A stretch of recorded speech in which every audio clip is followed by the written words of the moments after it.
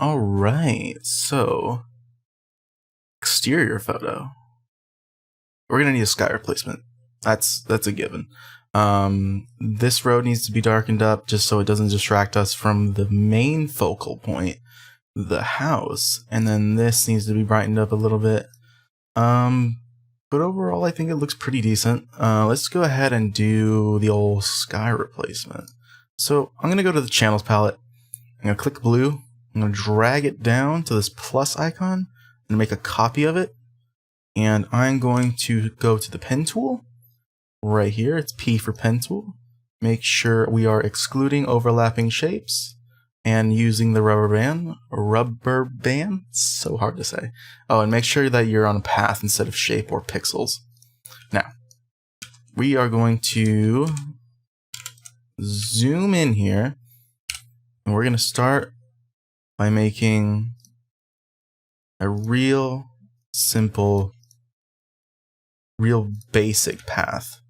You don't need to worry about doing any curved paths or anything like that, just real basic. So we've got an outline of the foreground. We want to make this into a selection. So Control Shift Enter will make that into a selection. Shift F6 will allow you to feather it. So I'm going to feather it by 1 pixel, and we are going to fill the contents with black. So I hit Shift Backspace. That brings up your fill dialog box, and we'll fill it with black. Blend mode normal, opacity at 100%.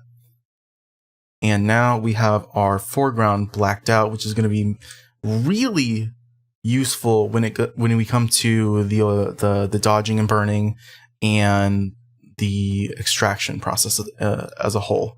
So let's go ahead and open up the levels. So Control L brings up the levels, Command L if you're on Mac.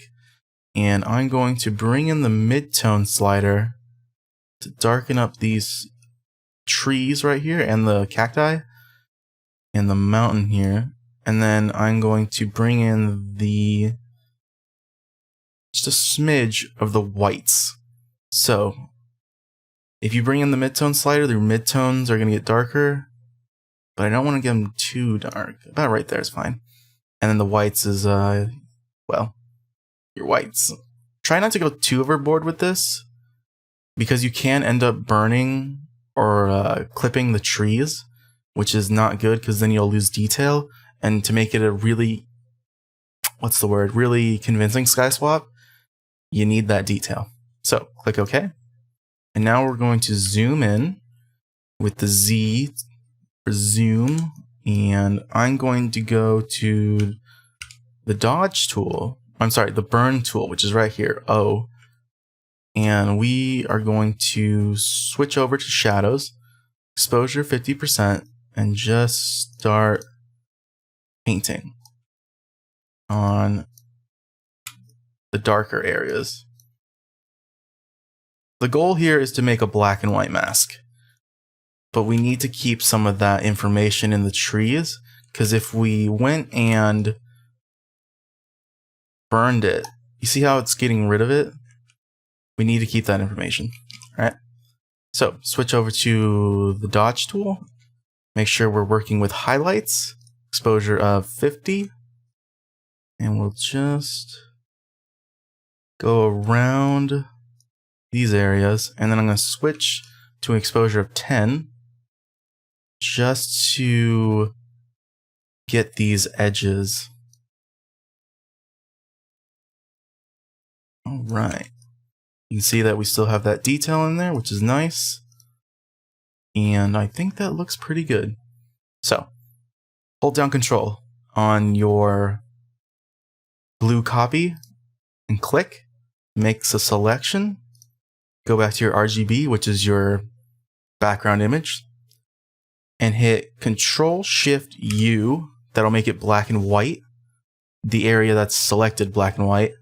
And we can just bring in the output level of the black point to about 25. This will make dodging it a little bit easier if you have a lot of detail in your sky. For this one, it doesn't really matter. I'm going to go ahead and just keep it like that. Click OK. And we're going to dodge the rest of this sky. So using those same settings that we had before on our dodge tool, we can use that for dodging the sky. So now we have a white sky, which is perfect. So we're going to take the sky from our library. Take this one. And we'll holding down Option will allow you to basically resize the image without messing with the aspect ratio and placement. Take that right there. And I'm going to move it up. And holding down Shift will lock it to the middle guide. And we'll go with that right there. So once you're done, hit Enter. And we're going to go back to our blue copy layer. We don't need to click on it. We just need to hover over it, hit Control, and then make that selection again. And then add a layer mask. You can see we've got our sky in there, but we've got this nastiness right here. This is like the bane of my existence, or used to be, for sky swaps. It's really easy to get these, but also really difficult to fix. Or is it? So what we're going to do is we're going to take the layer that we're on, which is our sky layer. Instead of normal blend mode, we're going to switch it to multiply. And you can see almost immediately it darkens up those edges. But it doesn't get it completely. So this is where the magic happens. We're going to click on the layer mask, go to Filter, Other, Maximize. And look at that. I'm going to go ahead and say 1 pixel will be fine. Click OK. Look at that. Before, after. It's perfect. Isn't that freaking awesome? Anyway, let's go ahead and continue with the rest of the image. So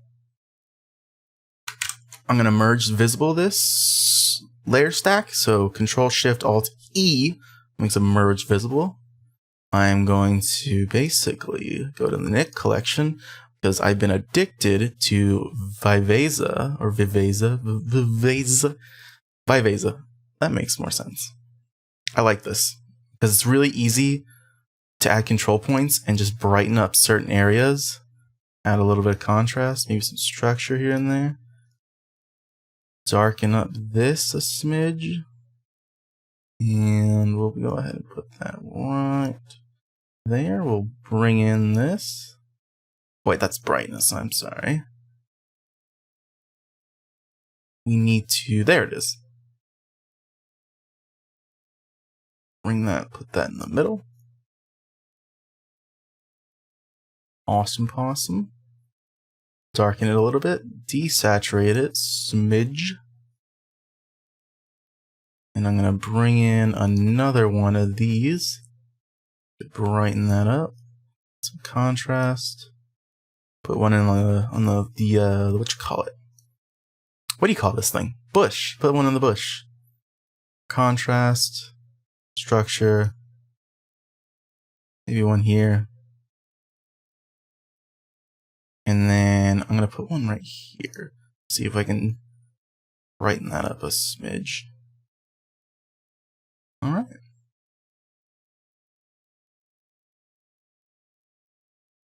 Interesting.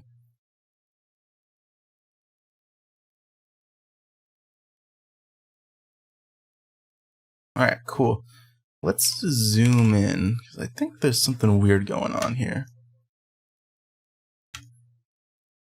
Yeah, something a little bit funky. Pushing the image a little bit too hard. Put another control point right there. Bring in that. And there we go. A little bit of contrast. And you see how this area is a little bit more saturated than this area? I'm going to put a control point and then just boost the saturation. Perfect. And then we'll just click okie doke. And you can see how much more balanced that is. Very nice. Very nice indeed. Cool. Go ahead and flatten that. Save it. And that's pretty much it for exteriors. I don't do a whole lot.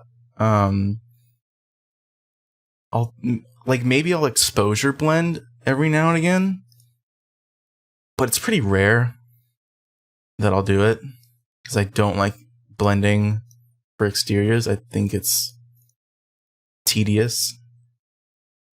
But yeah, that's pretty much it. Take care.